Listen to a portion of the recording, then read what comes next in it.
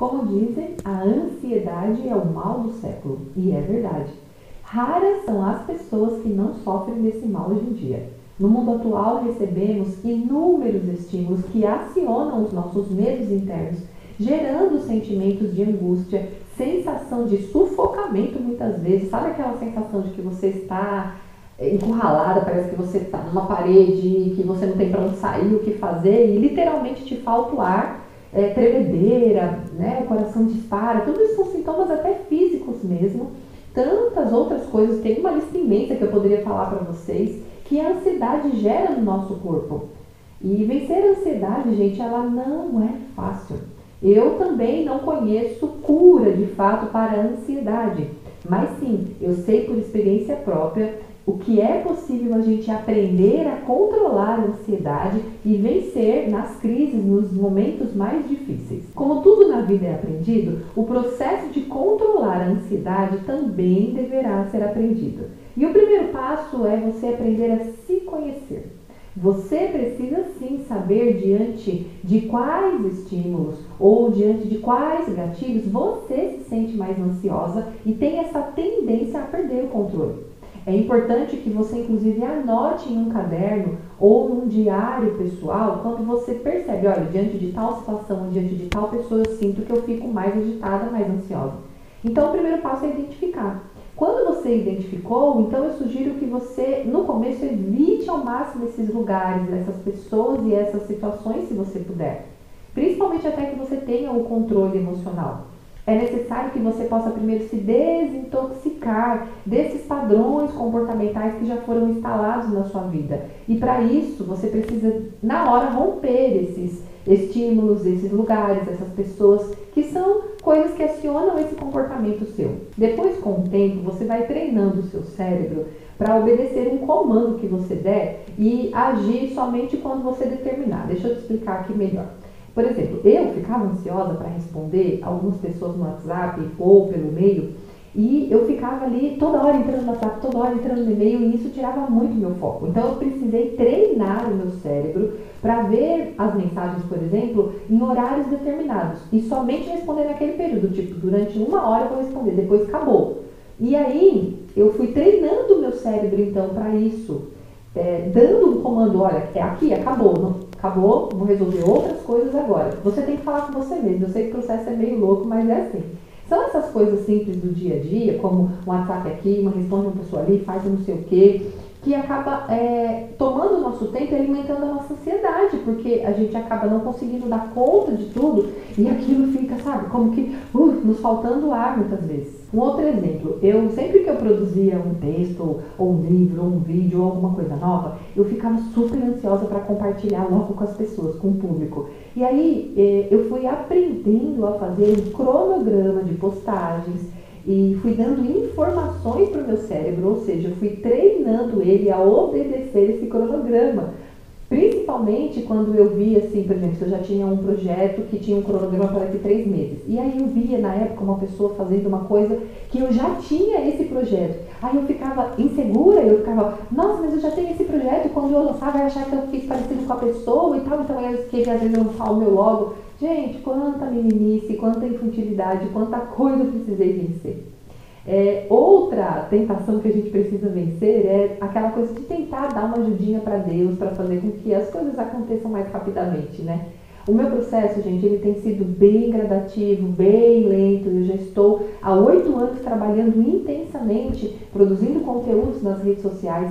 E tinha momentos na minha vida que Deus trazia aquelas promessas tão grandes, mas que pareciam tão distantes, e às vezes parecia coisa que era só da minha cabeça. E aí eu sempre tinha a tendência de trazer a responsabilidade para mim e pensar que eu poderia fazer algo para contribuir com que a promessa de Deus acontecesse, para que a coisa acontecesse mais rapidamente.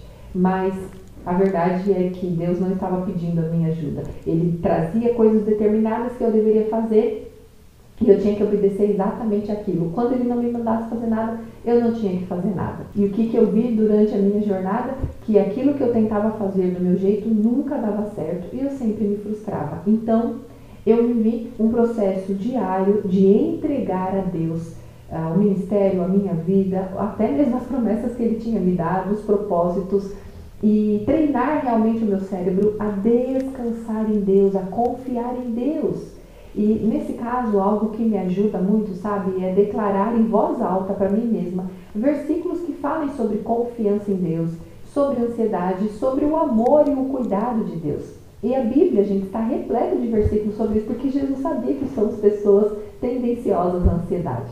Eu gosto especialmente de 1 Pedro 5,7, que diz: lancem sobre ele toda a sua ansiedade, porque ele tem cuidado de vocês. Olha que palavra linda, que Deus cuida de nós. Gente, quando ele fala sobre cuidar de mim, de você, ele está dizendo que ele vai suprir tudo, que ele vai cuidar de tudo, ele vai fazer acontecer. E por mais que a nossa mente tente nos enlouquecer muitas vezes, nós precisamos nos fixar na rocha que é Jesus e no que ele tem dito para nós. E sim, é um exercício muito difícil isso, que vai exigir de você um treino mental. Normalmente a ansiedade ela é resultado de muita agitação, tanto externa como interna. Barulhos, às vezes você está num lugar muito agitado, isso também nos agita internamente.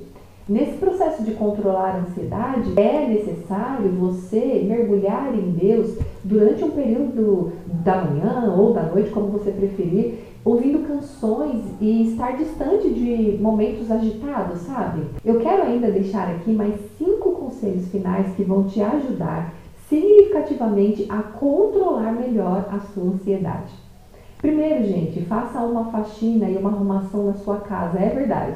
Organiza os papéis, muda as coisas de lugar, você tira o móvel daqui e coloca ali. Sabia que essa função, esse trabalho externo, ele ajuda a organizar também os pensamentos?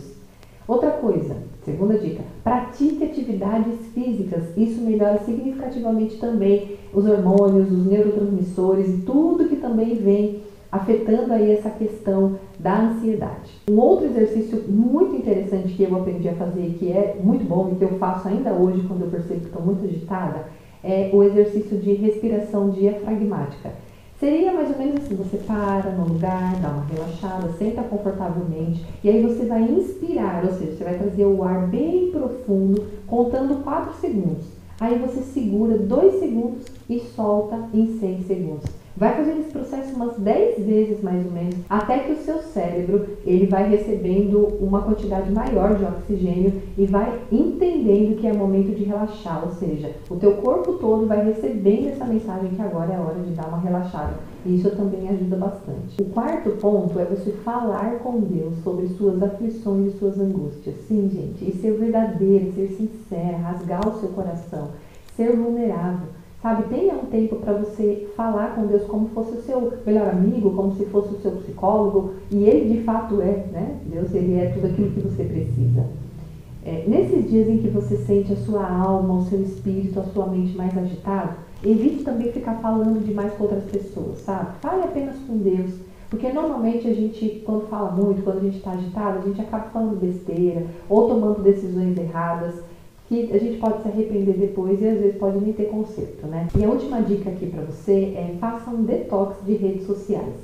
Sim, gente, as redes sociais é muito estímulo, é muita informação, é muito tudo, você segue um monte de pessoas, você fica vendo um monte de coisa e a cabeça vai ficando cheia de informação e às vezes não tem nenhum conteúdo que seja relevante, ou às vezes até tem, mas você não consegue absorver a informação de tanto que sua mente está cheia, né? Então eu sugiro que você faça um detox aí de 20 dias, de 14 dias que seja, se conseguir até mesmo 30 dias, você vai ver a diferença que isso vai trazer no seu cérebro, vai dar uma relaxada, você vai conseguir ter mais tempo para ouvir canções, mais tempo para ouvir mensagens, mais tempo para você assistir filme, série, alguma coisa que você queira relaxar e consiga relaxar.